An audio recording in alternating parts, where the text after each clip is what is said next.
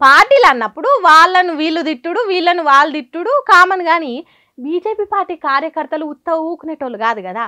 వాళ్ళంటే వడనోళ్ళు ముప్పు తిప్పలు పెట్టి 3 షర్ల నీళ్లు తాగిస్తారు. పాపం గా ముచ్చటాగి తాతకు తెలవనట్టున్నది.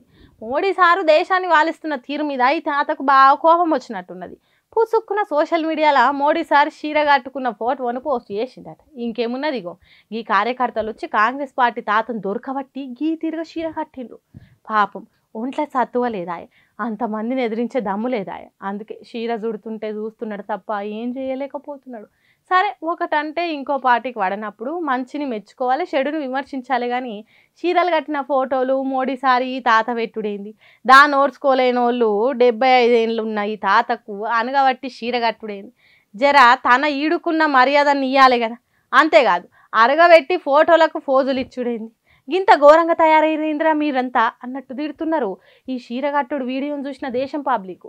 అయితే దీని మీద కాంగ్రెస్ పార్టీ వాళ్ళు కూడా బాగానే గరమవుతుంది. మేము కట్టదాల్చుకుంటే దేశంలో ఉన్న చీరలే సరిపోవు బీజేపీ పార్టీ వాళ్ళకి అన్నట్టు ఫైర్ అవుతున్నారు.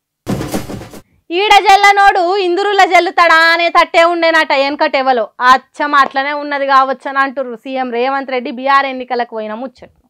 కాంగ్రెస్ పార్టీకి కలిసి వస్తుంది కావచ్చు రేవంత్ రెడ్డి పరిపాలన గురించి చెప్తే బీహార్లో అనుకుంటే కొండే నాలుకకి మందు పెడితే ఉండే నాలుగు ఊసినట్టే అవుతున్నదట కాంగ్రెస్ పార్టీ పరిస్థితి. ఓట్లకు ముందు తెలంగాణ సీఎం తమిళనాడు సీఎంలను ఫుట్బాల్ ఆట ఆడుకోవాలి బీఆర్ జనం అన్నట్టు చెప్తున్నాడు ప్రశాంత్ కిషోర్. एमके स्टालिन और रेवंत रेड्डी आए हैं कल और परसों। इन लोगों ने बिहार के लोगों को तमिलनाडु में मारा है। रेवंत रेड्डी ने कहा सीएम है, कहता है कैमरे पर कि बिहार के लोगों का डीएनए है मजदूरी करना, और तमिलनाडु में बिहार के बच्चों को मारा गया। अब वही एमके स्टालिन आकर बिहार में वोट मांग रहे हैं। तो मैं बिहार के युवाओं से, यहाँ के लोगों से आग्रह करना चाहता हूँ कि इनका पूरा बायकाट होना चाहिए।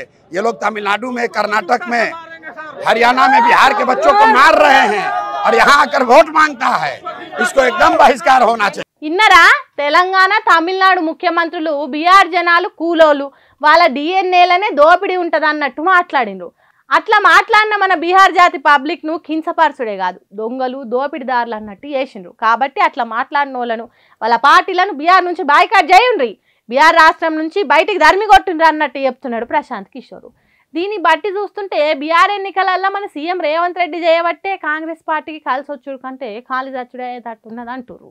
ఎక్కడికి పోయినా ఏదో పెంట చేసుడు, పబ్లిక్ కోపాలు వచ్చేటట్టు చేసుడు మన సీఎం రేవంత్ రెడ్డికి వెన్నతోని పెట్టిన విద్య అన్నట్టే చేస్తుండంటుర్రు ఈ ముచ్చట తెలిసిన తెలంగాణ కాంగ్రెస్ పార్టీ కార్యకర్తలు.